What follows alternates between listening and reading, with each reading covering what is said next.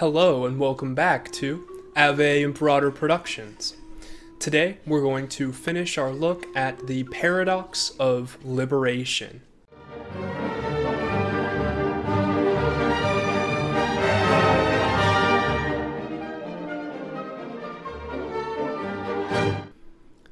So in the post-colonial context of a secular nationalist uprising and formation of a new state, there is a deep relationship, a very tense relationship between the liberators and those they seek to liberate.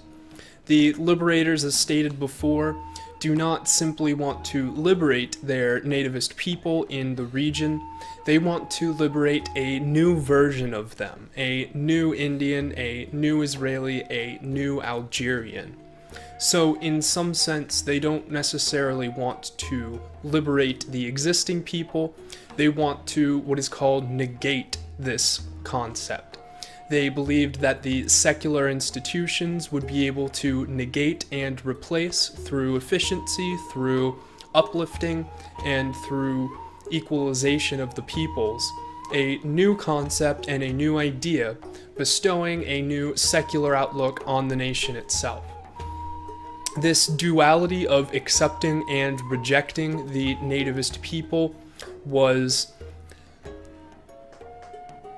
necessary, but was definitely not the most efficacious way to go about this, and gave more than enough time for the reactionary forces, which were in opposition to the secularists themselves, to learn these new tools of nationalism, past storytelling, and creation of a new person, and wrap them more tightly into a package which the nativists, the native people themselves, would see as a continuation of their own past.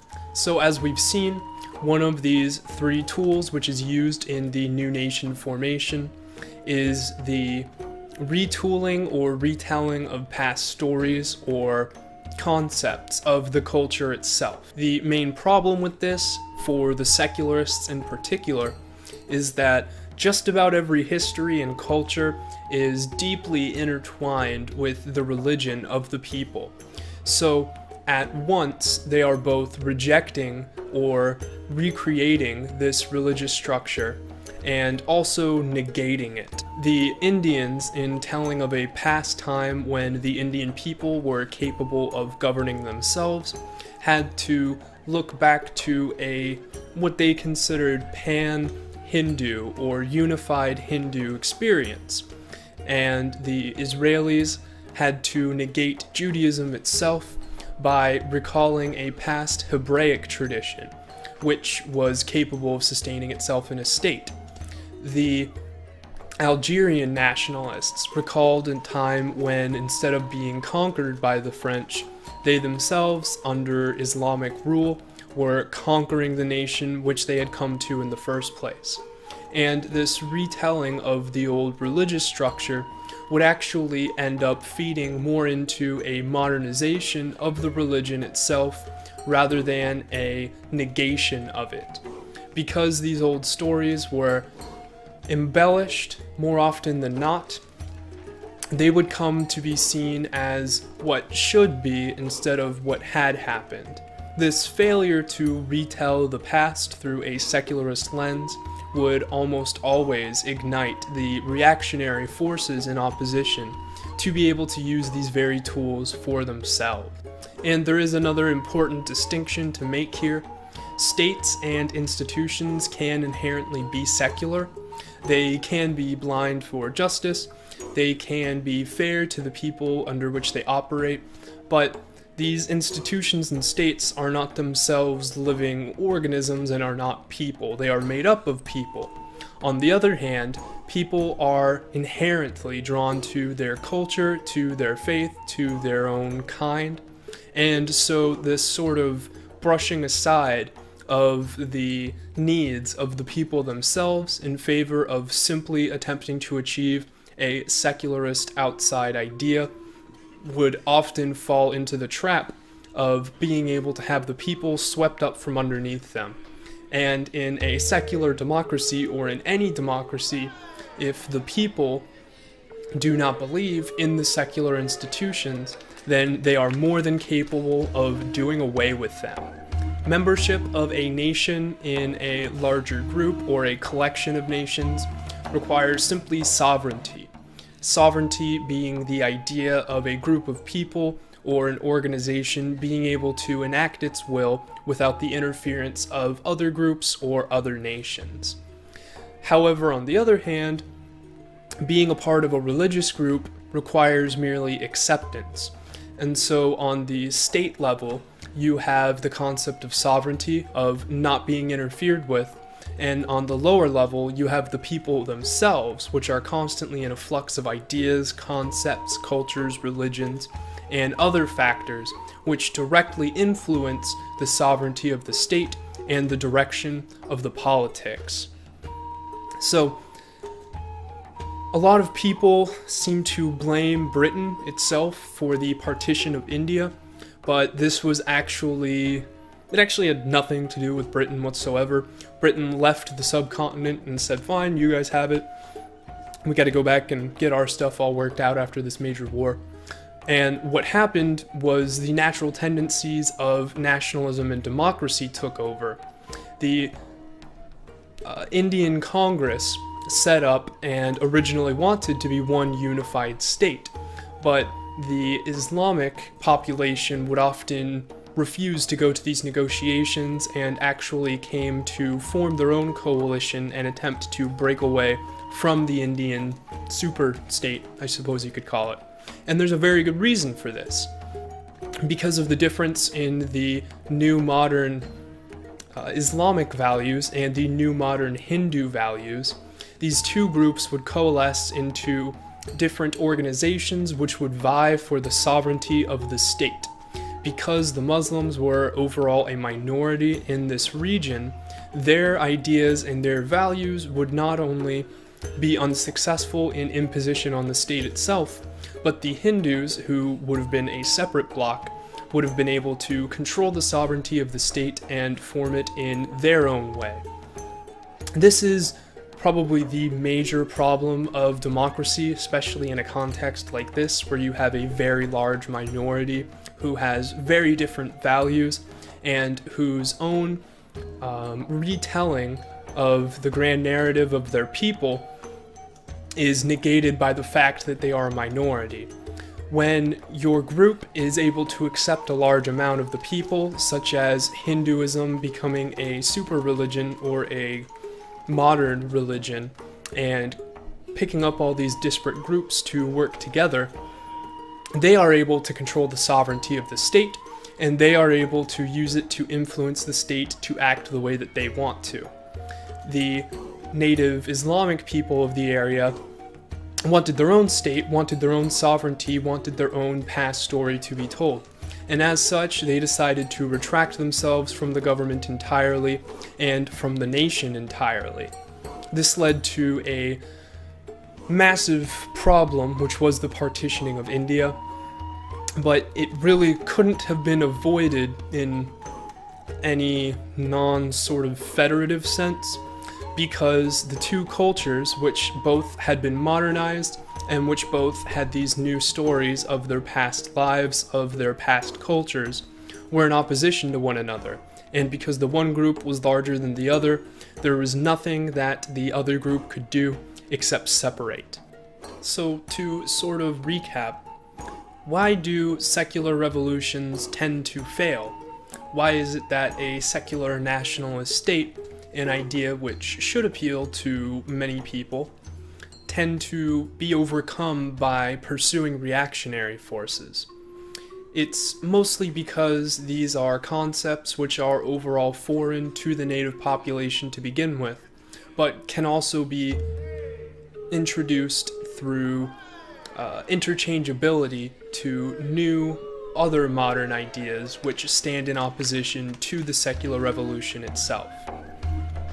The secularists often appeared to be more in line with their colonial oppressors and to be more foreign overall, even though the new reactionary modernist movements were just as different themselves. There's one pretty good example in that during the reactionary upwelling against the Indian state, the reactionaries tried to frame the secularists as being very much like the British themselves. The British, when they came into India in the early 19th century, saw that there was a practice going on where when a man would die, his wife would be burned at the pyre if she was still alive, and they decided you probably shouldn't do that and banned the practice. This wasn't a major issue, but it was used as a wedge issue to show the similarity between the new Indian Congress, who believed the practice should continue to be banned for fairly obvious reasons, and the past colonials who had come in and removed several traditions such as these themselves. This reactionary opposition is more capable of being a bit more subtle and tapping more directly into the people themselves, because instead of attempting to negate the religion, they attempt to recreate it in new modernist ways. Because of the extreme pace of the nationalist upwellings and the people joining the nationalist revolt to create a new state, generally not all being in favor of secularism itself, these secular revolutionaries tend to succeed far too quickly, and their goal of creating a new people who completely reject the past of the native culture itself, if it is even possible, has never been documented to have actually happened. This replacement of the secularist values with the grand storytelling of the reactionaries themselves show that these tools are workable and can be used to create a new people, but it tends to be very different from the ideals of the secularists who started the movement in the first place. Another problem with the secularists is they reject the idea of their own belief structures being rigid and very narrow. They think that a secular state will be good for everyone, which, you know, certainly nothing wrong with it, but they don't see that they are on the outside attempting to move something with ideas that are foreign and are not from the actual group of people which they intend to liberate in the first place. And this comes to an interesting concept in the book called Archimedean versus negotiated concepts. Archimedes had a famous quote where he said, "I could move the entire universe, if only I could stand outside of it." The secularists have a foreign outlook, a Western outlook, and they attempt to stand outside of the civilization, of the culture, which they are intending to move. This outsideness, this development of ideas and tools for the creation of a new state, is easily exploited by the reactionaries, who are more negotiated in their concepts. Instead of standing outside of their nation, they stand within it and use the tools which the secularists have delivered to them to take back control of the state itself. The FLN was successful in creating a democratic republic, but it very quickly turned, and in 1991 there was an Islamic extremist candidate, and he promised that if he were to be elected, there would never be an election again. The Islamists that came to Algeria in the first place and conquered it didn't have democratic elections. They were a warrior people who believed fiercely in their ideas and their culture.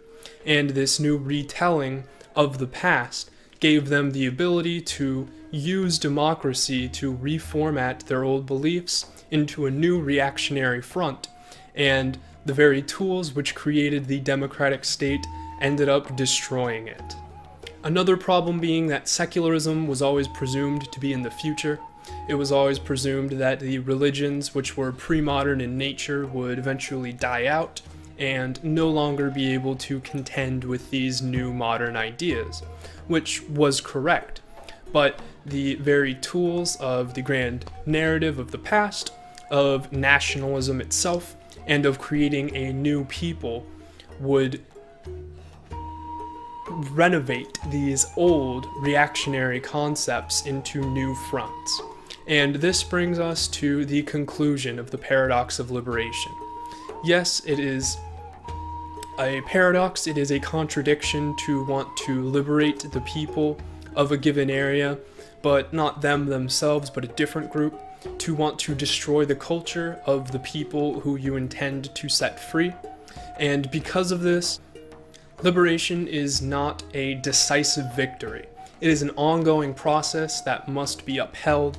It is a process which must be believed in by the people, and it must be properly inserted into the culture, the religion, and the native population of those who are intended to be liberated. Alright, thank you very much for watching. I hope that you enjoyed. This concludes our look at the paradox of liberation. We're going to do something a little bit different next time, so if you want to see that, make sure to subscribe. If you like this, make sure to leave a like. But until next time, remember, Ave Imperator.